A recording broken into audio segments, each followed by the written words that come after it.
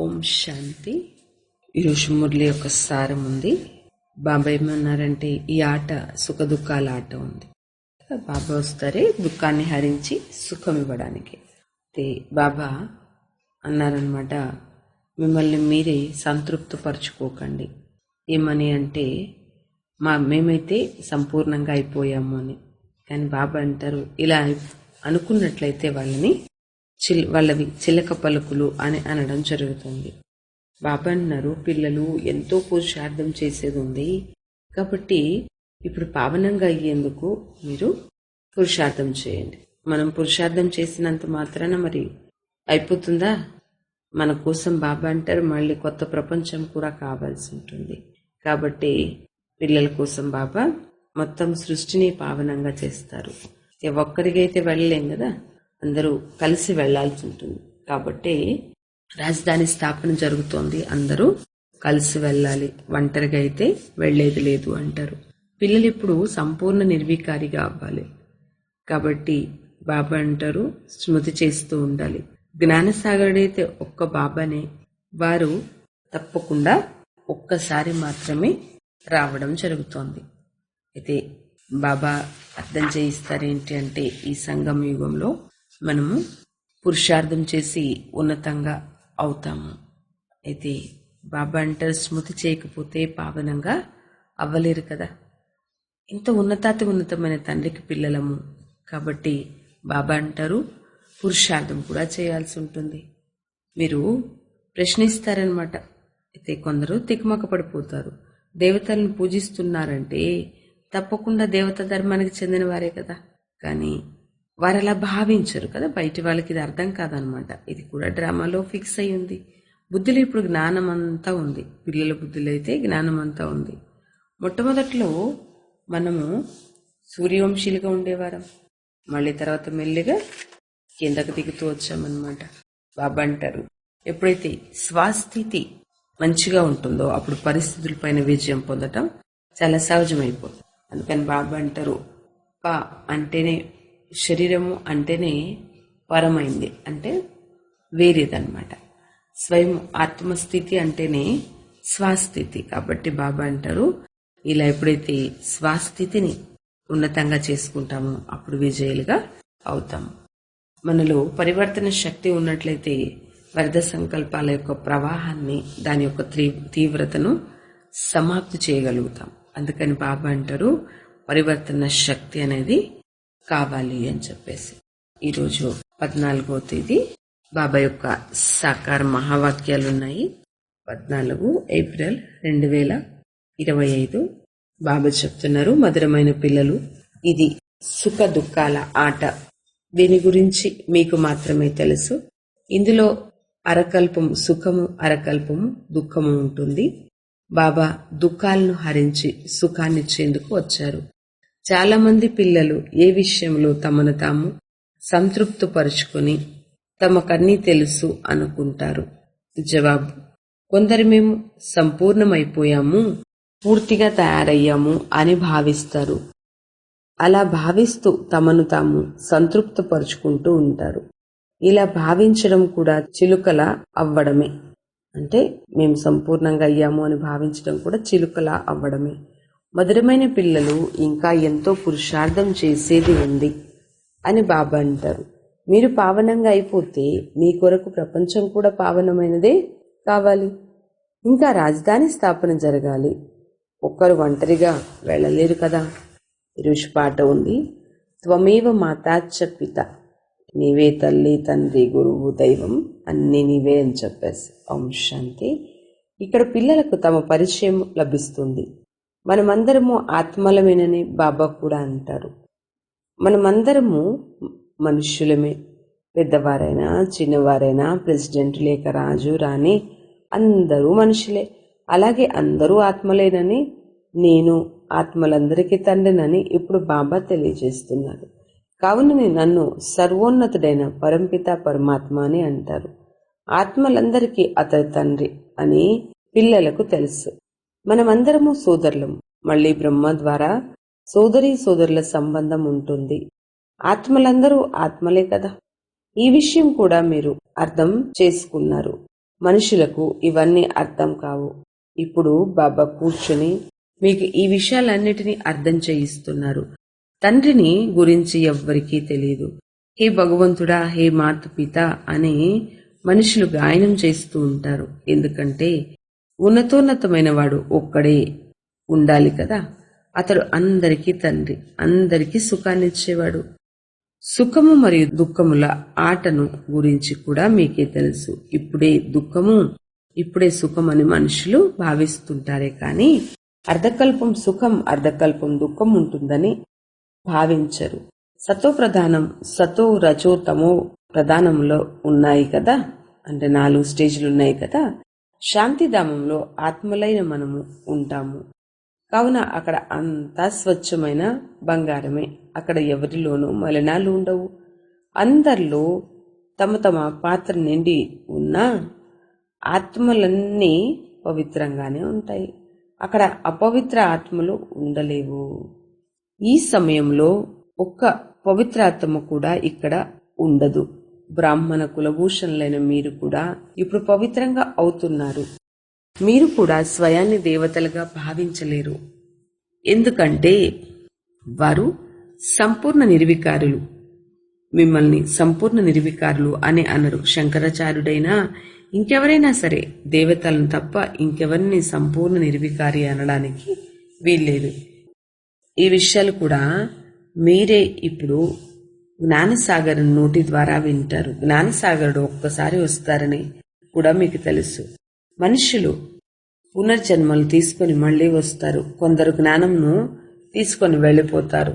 తమలో ఆ సంస్కారమును నింపుకొని వెళ్తారు. కావున వారు జన్మ తీసుకుని మళ్ళీ తిరిగి వస్తారు. 6 సంవత్సరాలున్న పిల్లల్లో కూడా బాగా అర్థం చేసుకునే బుద్ధి ఉంటుంది. ఆత్మ అయితే అదే కదా.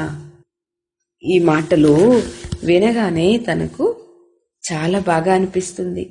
మళ్ళీ నాకు తండ్రి నుండి ఆ జ్ఞానం లభిస్తుంది అని ఆత్మకు అనిపిస్తుంది. లోపల ఎంతో సంతోషం ఉంటుంది. ఇతరులకు కూడా నేర్పించడం మొదలు పెడుతుంది. చాలా చురుకుగా అయిపోతారు. యుద్ధాలు చేసేవారు కూడా తమతో సంస్కారాన్ని తీసుకొని వెళ్ళిన కారణంగా బాల్యం నుండే అటువంటి విషయాల్లో ఎంతో సంతోషంగా నిమగ్నమవుతారు. కానీ ఇప్పుడు మీరు పురుషార్థం చేసి కొత్త ప్రపంచమునకు యువరాజులుగా అవ్వచ్చు, లేక శాంతిధామమునకు యువరాజులుగా కూడా అయినా అవ్వచ్చు అని మీరు ఇతరులకు చెప్పండి. శాంతిధామం మీ ఇల్లు. ఇక్కడ పాత్ర అభినయించేందుకు మీరు అక్కడి నుండి ఇక్కడికి వచ్చారు అని వారికి చెప్పండి. ఈ విషయం కూడా ఎవ్వరికీ తెలీదు. ఎందుకంటే ఆత్మ అంటేనే ఏమిటి కూడా ఎవ్వరికీ తెలియదు. మీకు కూడా మేము నిరాకార ప్రపంచం నుండి ఇక్కడికి వచ్చామన్న విషయం ఇంతకు ముందు తెలియదు. మనం జ్యోతి బిందు స్వరూపలం. బురుకుటి మధ్యలో ఒక విచిత్రమైన నక్షత్రం మెరుస్తూ ఉంటుంది అని సన్యాసులు కూడా అంటారు. అయినా వారి బుద్ధిలో పెద్ద రూపమే కనిపిస్తుంది. శాలిగ్రామం అని అనడము వల్ల వారి బుద్ధిలోకి పెద్ద రూపం వచ్చేసింది. ఆత్మ ఒక శాలిగ్రామము. యజ్ఞం రచించినప్పుడు కూడా అందులో పెద్ద పెద్ద శాలిగ్రామాలను చూపిస్తారు. పూజ చేసే సమయంలో శాలిగ్రామాలు పెద్ద రూపంగానే కనిపిస్తూ ఉంటాయి. ఇదంతా అజ్ఞానం అని బాబా అంటారు. నేనొక్కడినే జ్ఞానాన్ని వినిపిస్తాను. ప్రపంచమంతట్లో ఇంకెవరు జ్ఞానమును వినిపించలేరు. ఆత్మ బిందువని, అలాగే పరమాత్ముడు కూడా ఒక బిందువని ప్రపంచంలో ఎవ్వరూ భావించరు. వారు పరమాత్మ ఒక అఖండ జ్యోతి స్వరూపం అని అంటారు. బ్రహ్మతత్వమును భగవంతునిగా భావిస్తారు. మళ్ళీ తమను తాము కూడా భగవంతునిగా పిలుచుకుంటారు. పాత్రలను అభినయించేందుకు చిన్న ఆత్మ రూపాన్ని ధరించాము. మళ్ళీ ఆ పెద్ద జ్యోతిలో లీనమైపోతాము అని అంటారు. లీనమైన తర్వాత ఇంకేమిటి, మరి పాత్ర కూడా లీనమైపోతుంది కదా.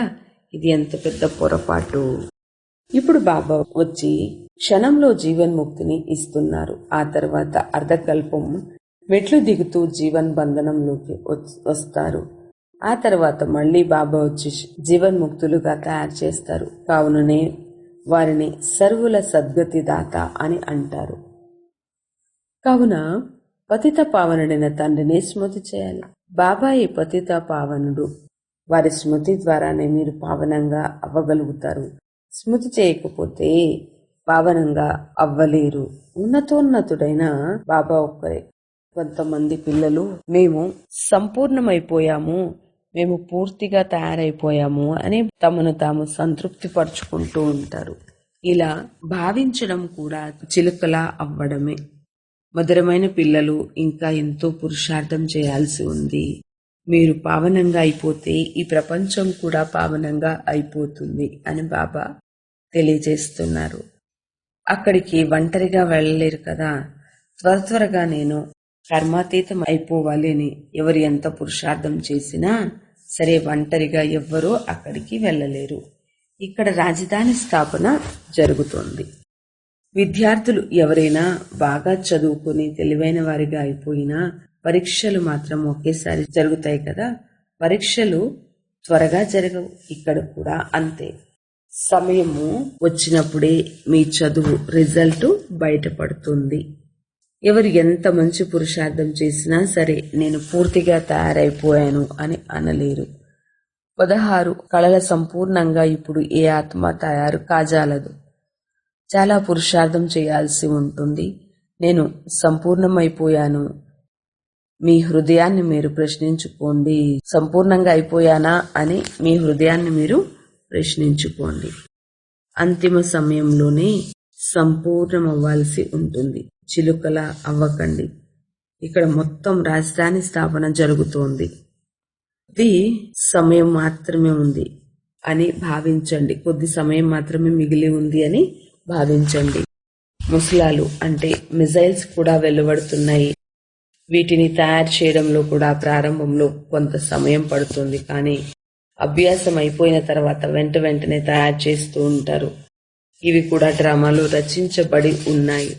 వినాశనం కొరకు బాంబులను తయారు చేస్తూ ఉంటారు. గీతలో కూడా ముసలము అన్న శబ్దం ఉంది కదా. ఇవన్నీ అసత్యమైన విషయాలు చూపిస్తారు. శాస్త్రాలలో కడుపులో నుండి లోహము వెలువడింది అంటే ముసలం వెలువడింది, దాని వలన వినాశనం జరిగింది అని చూపిస్తారు. ఇవన్నీ అసత్యమైన విషయాలు. వీటిని మిజైల్స్ అంటారని బాబా ఇప్పుడు అర్థం చేయించారు. ఈ వినాశనానికి ముందే మనము తమో ప్రధానం నుండి సతో ప్రధానంగా తయారవ్వాలి. మనం ఒకప్పుడు ఆది సనాతన దేవి దేవత ధర్మానికి చెందిన వారమని, అప్పుడు స్వచ్ఛమైన బంగారంగా ఉండేవారమని పిల్లలకు తెలుసు. భారతదేశమును సత్యఖండము అని అంటారు కదా. ఇప్పుడు అదే అసత్యఖండముగా మారిపోయింది. బంగారం కూడా స్వచ్ఛంగా మరియు మలినంగా ఉంటుంది కదా. బాబా మహిమ ఏమిటో ఇప్పుడు పిల్లలైన మీరు తెలుసుకున్నారు. బాబా మనిషి సృష్టికి బీజరూపుడు, సత్యము, చైతన్య స్వరూపుడు. ఇంతకు పూర్వం కేవలం గాయనం మాత్రమే చేస్తుండేవారము. ఇప్పుడు బాబా వచ్చి సర్వగుణాలను మనను నింపుతున్నారని మీరు అర్థం చేసుకున్నారు. మొట్టమొదటి స్మృతి యాత్రలో ఉండండి అని బాబా తెలియచేశారు. నన్ను స్మృతి చేయడం ద్వారా మీ వికర్మలు వినాశనం అవుతాయి. నా పేరే పతిత పావనుడు. హే పతిత పావన రా అని పిలుస్తారు. కానీ వారు వచ్చి ఏం చేస్తారో ఎవ్వరికీ తెలియదు. ఒక సీత మాత్రమే ఉండదు కదా. వాస్తవానికి మీరందరూ కూడా బాబా అంటారు సీతలే. పిల్లలైన మిమ్మల్ని అనంతంలోకి తీసుకుని వెళ్లేందుకు బాబా అనంతమైన విషయాలు తెలియజేస్తున్నారు. స్త్రీ పురుషులిద్దరూ సీతలేనని మీరు ఈ అనంతమైన బుద్ధి ద్వారా తెలుసుకున్నారు. అందరూ రావణుడి బంధనాల్లో ఉన్నారు. బాబా రాముడు అందరినీ రావణుడి బంధనాల నుండి ముక్తి చేసేందుకు వచ్చారు. రావణుడు ఒక మనిషి కాదు. ప్రతి ఒక్కరిలోనూ పంచ వికారాలు ఉన్నాయని అర్థం చేసుకోవచ్చు. కావున దీనిని రావణ రాజ్యము అని అంటారు. ఆ ప్రపంచం పేరే నిర్వికారి ప్రపంచం. అలాగే ఈ ప్రపంచం పేరు వికారి ప్రపంచం. రెండిటికి వేరువేరు పేర్లున్నాయి. ఇది వేశ్యాలయము, అది శివాలయము. ఈ లక్ష్మీనారాయణులు ఆ నిర్వికారి ప్రపంచానికి యజమానులుగా ఉండేవారు. వికారి మనుషులు వీరి ముందుకు వెళ్లి కాళ్లకు నమస్కరిస్తారు. నిర్వికారి రాజులు ఆ వికారి రాజుల ముందుకు వెళ్లి నమస్కరిస్తారు. ఈ విషయం కూడా మీకు తెలుసు. మనుషులకు కల్పమాయు గురించి తెలియదు. మరి ఇక రామరాజ్యము ఎప్పుడు ప్రారంభమవుతుందో వారికి ఎలా తెలుస్తుంది? రెండు సగం సగంగా ఉండాలి కదా. రామరాజ్యం మరియు రావణ రాజ్యం ఎప్పటి నుండి ప్రారంభమవుతాయి? అంతా అస్తవ్యస్తంగా చేసేశారు. బాబా అంటారు, మరి ఏది ఎప్పుడు ఎలా ఉంటుందనే విషయాలన్నీ కూడా అస్తవ్యస్తంగా చేశారు అంటారు బాబా. ఈ 5000 సంవత్సరాల చక్రం తిరుగుతూనే ఉంటుందని బాబా అర్థం చేయించారు. మనము 84 జన్మలను అభినయిస్తామని ఇప్పుడు మీకు తెలిసింది. ఆ తర్వాత మళ్ళీ మనం ఇంటికి వెళ్ళిపోతాము. సత్యత్రేత యుగాల్లో కూడా పునర్జన్మలు తీసుకుంటారు అని. కానీ అది రామరాజ్యం. ఆ తర్వాత మళ్ళీ రావణ రాజ్యంలోకి రావాల్సి ఉంటుంది. ఇది ఓటమి గెలుపుల ఆట. మీరు విజయాన్ని పొందితే స్వర్గానికి యజమానులుగా అవుతారు, ఓడిపోతే నరకానికి యజమానులుగా అవుతారు. ఎవరైనా చనిపోతే స్వర్గానికి వెళ్ళారు అని అంటారు. వాస్తవానికి స్వర్గం వేరు. స్వర్గం ఎప్పుడు ఉంటుందో మీకు తెలుసు కాబట్టి స్వర్గానికి వెళ్ళారు అని మీరు అనరు. జ్యోతి జ్యోతిలో కలిసిపోయింది అని నిర్వాణమయ్యారు అని వారు అంటారు. జ్యోతి జ్యోతిలో కలిసి నిర్వాణమయ్యారని వారు అంటారు. జ్యోతి జ్యోతిలో కలవదని మీరు అంటారు. సర్వుల సద్గతి దాత అని ఒక్కరినే గాయనం చేస్తారు. స్వర్గం అని సత్యుగంని అంటారు. ఇప్పుడు ఉన్నది నరకం. ఇది భారతదేశం విషయమే, అంతేకాని పైన స్వర్గమేమీ లేదు. దిల్వడ మందిరంలో కప్పపైన స్వర్గమును చూపించారు కాబట్టి తప్పకుండా స్వర్గం పైన ఆకాశంలోనే ఉంటుందని మనుషులు భావిస్తారు. అరే, కప్పపైన మనుషులు ఎలా ఉండగలరు? అలా భావించేవారు బుద్ధిహీనులే కదా. ఇప్పుడు మీరు వాటన్నిటినీ స్పష్టంగా అర్థం చేయిస్తారు. ఇక్కడే ఒకప్పుడు స్వర్గం ఉండిందని, మళ్ళీ మీరే నరకవాసులుగా అవుతారని మీకు తెలుసు. ఇప్పుడు మళ్ళీ మనం స్వర్గవాసులుగా అవ్వాలి. జ్ఞానం నరుని నుండి నారాయణగా అయ్యేందుకే లభిస్తుంది. సత్యనారాయణుడుగా తయారు చేసే కథను ఇక్కడ వినిపిస్తారు. సీతారాముల కథ అని అనరు. ఇది నరుని నుండి నారాయణగా అయ్యే కథ. ఉన్నతోన్నతమైన పదవి కలిగిన లక్ష్మీనారాయణలుగా తయారవుతారు.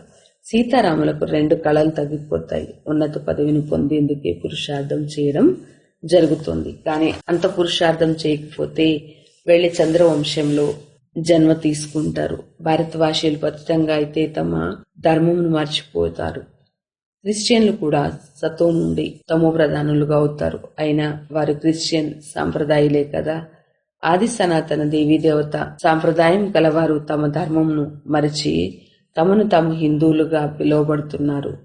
వాస్తవానికి మేము దేవతా ధర్మమునకు చెందిన వారమని వారు భావించరు. ఇది ఒక అద్భుతమైన విషయం కదా. హిందూ ధర్మమును ఎవరు స్థాపించారు అని మీరు ప్రశ్నిస్తే వారు తికమకపడతారు. దేవతలను పూజిస్తారంటే తప్పకుండా దేవతా ధర్మానికి చెందిన వారే కదా. కానీ వారు అలా భావించరు. ఇది కూడా డ్రామాలో రచించబడి ఉంది. మీ బుద్ధిలో ఇప్పుడు జ్ఞానం అంతా ఉంది. మొట్టమొదట మనము సూర్యవంశీయులుగా ఉండేవారమని మీకు తెలుసు. ఆ తర్వాత ఇతర ధర్మాలు వస్తాయి. మనం పునర్జన్మలు తీసుకుంటూ వస్తాము. మీలో కూడా చాలా తక్కువ మందికి మాత్రమే వీటిని గురించి యథార్థంగా తెలుసు. స్కూల్లో కొందరు విద్యార్థుల బుద్ధిలో బాగా కూర్చుంటుంది, కొందరు బుద్ధిలో చాలా తక్కువగా కూర్చుంటుంది. కొందరు విద్యార్థులు బుద్ధిలో బాగా కూర్చుంటుంది, కొందరు బుద్ధిలో చాలా తక్కువగా కూర్చుంటుంది. అలాగే ఇక్కడ కూడా పాస్ అవ్వని వారిని క్షత్రియులు అని అంటారు. వారు చంద్రవంశంలోకి వెళ్ళిపోతారు.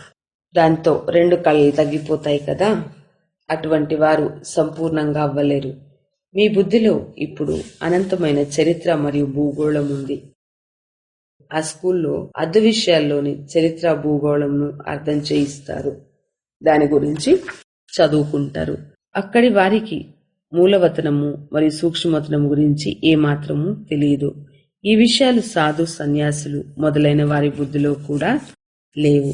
మూలవతనంలో ఆత్మలు ఉంటాయి. ఇది కేవలం మీ బుద్ధిలో మాత్రమే ఉంది. ఇది స్థూల ప్రపంచము.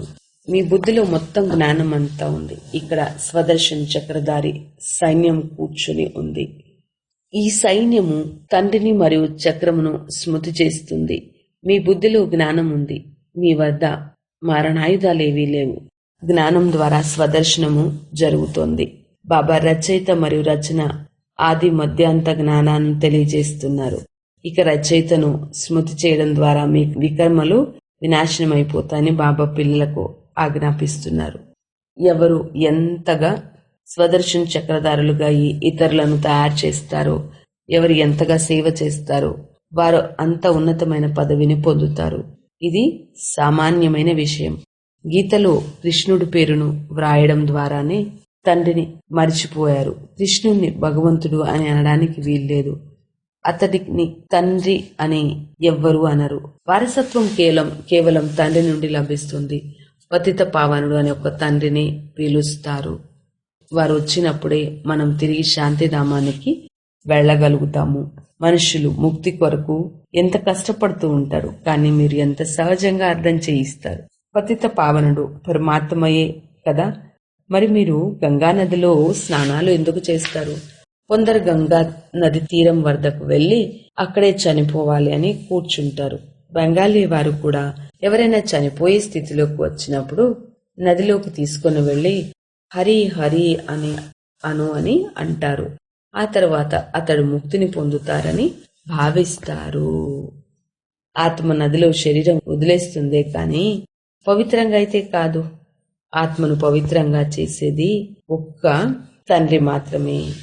వారినే పిలుస్తూ ఉంటారు. ఇప్పుడు నన్ను స్మృతి చేసినట్లయితే మీ వికర్మలు వినాశనం అవుతాయని బాబా అంటున్నారు. బాబా వచ్చి పాత ప్రపంచాన్ని కొత్త ప్రపంచంగా తయారు చేస్తారే కానీ కొత్తగా ప్రపంచం రచించరు. अच्छा अच्छा मीठे मीठे सिक्के लगे रूहानी बच्चों पे चुनवानी बाप व दादा का याद प्यार और गुणवानी। मीठे मीठे रूहानी बच्चों पे चुनवानी बाप की नमस्ते। हम रूहानी बच्चों की रूहानी माता पिता बाप दादा को याद प्यार गुड మార్నింగ్ और నమస్తే. ధారణ కోసం ఉంది. బాబాలో ఏ గుణాలైతే ఉన్నాయో వాటిని స్వయంలో నింపుకోవాలి. పరీక్షలకు ముందుగానే పూర్తి పురుషార్థం చేసి స్వయాన్ని సంపూర్ణ పావనంగా తయారు చేసుకోవాలి. ఇందులో కేవలం చిలుకలా అవ్వకూడదు. 2వ పాయింట్, స్వదర్శన చక్రధారులుగా ఇతరులను కూడా అలా తయారు చేయాలి. బాబాను మరియు చక్రంను స్మృతి చేయాలి. అనంతుడైన తండ్రి ద్వారా అనంతమైన విషయాలు విని మీ బుద్ధిని అనంతంలోకి తీసుకువెళ్ళాలి, హద్దులోకి రాకూడదు. వరదానము: స్వస్థితి ద్వారా పరిస్థితులపై విజయాన్ని ప్రాప్తి చేసుకునే సంగం యుగి విజయీ రతన్ భవ. విస్తారం ఉంది. పరిస్థితులపై విజయమును ప్రాప్తి చేసుకునేందుకు సాధనము స్వస్థితి. ఈ దేహము కూడా పరమైనదే, స్వయం కాదు. స్వస్థితి మరియు స్వదర్శనం సదా సుఖపు అనుభవాన్ని చేయిస్తాయి మరియు ప్రకృతి ధర్మం అనగా పరధర్మం లేక దేహపు స్మృతి ఏదో ఒక రకమైన దుఃఖపు అనుభవంను చేయిస్తుంది. కావున ఎవరైతే సదా స్వస్థితిలో ఉంటారో వారు సదా సుఖపు అనుభవం చేస్తారు. వారి వద్దకు దుఃఖపు అల రాజాలదు. వారు సంగం యుగ విజయ రత్నాలుగా అయిపోతారు. ఈరోజు స్లోగను: పరివర్తన శక్తి ద్వారా వ్యర్థ సంకల్పాల యొక్క ప్రవాహంను, తీవ్ర వేగంను సమాప్తి చేయండి. పరివర్తన శక్తి ద్వారా వ్యర్థ సంకల్పాల ప్రవాహపు తీవ్ర వేగమును సమాప్తి చెయ్యండి. అవ్యక్త సూచనలు: కంబైన్డ్ రూపపు స్మృతి ద్వారా సదా విజయులుగా అవ్వండి. విస్తారం ఉంది. ఎక్కడ చూసినా నువ్వే నువ్వు అని లోకులు అంటారు. మేము ఏది చేసినా ఎక్కడికి పోయినా సహచరుడైన బాబా ఉన్నారు అని మనము అంటాము. అనగా నువ్వే నువ్వు. ఎలా అయితే కర్తవ్యం తోడుగా ఉంటుందో అలా ప్రతి కర్తవ్యం చేయించేవారు కూడా సదా తోడుగా ఉండాలి. చేసేవారు మరియు చేయించేవారు ఇరువురు కంబైన్డ్ గా ఉండాలి. అచ్చా. ఓం శాంతి. ఓం శాంతి. ప్రకాష్ మణి దాది గారి అమృత వచనాలు. బుద్ధి యొక్క శ్రీమతం అనే లాక్ వేసేవారే లక్కీయెస్ట్. 3rd పాయింట్, ఒకవైపు మనం ఫౌండేషన్, ఇంకొక వైపు బాబా యొక్క మెసెంజర్స్. ఏం మెసేజ్ ఇవ్వాలి? బాబా వచ్చారు నవ నిర్మాణం చేయటం కోసం. మనల్ని బాబా మెసెంజర్స్ గా తయారు చేశారు, నలువైపులా బాబా సందేశాన్ని ఇవ్వడానికి. ఒకవైపు మనం రాజయోగులం, పవిత్రత యొక్క దానాన్ని ఇచ్చేవారము, యోగి పిల్లలము. మన యోగమే సంయోగమవుతుంది. పవిత్రంగా ఉండటమే మన సంయోగము. ఇదే మనం బాబాకి నవనిర్మాణం చేయటానికి సంయోగం ఇవ్వటము. మనము బాబా నవనిర్మాణం చేయటానికి మనం ఆధారమూర్తులం. ఈ ఆధారంతోనే సృష్టి యొక్క ఉద్ధారం జరుగుతుంది. మరొకటి, మనందరం బాబా మెసెంజర్స్. బాబా మెసేజ్ ని నలువైపులా చేర్చే మెసెంజర్స్ అని అంటున్నారు ప్రకాశ్ మణి దాదీజీ. అచ్చా, ఓం శాంతి.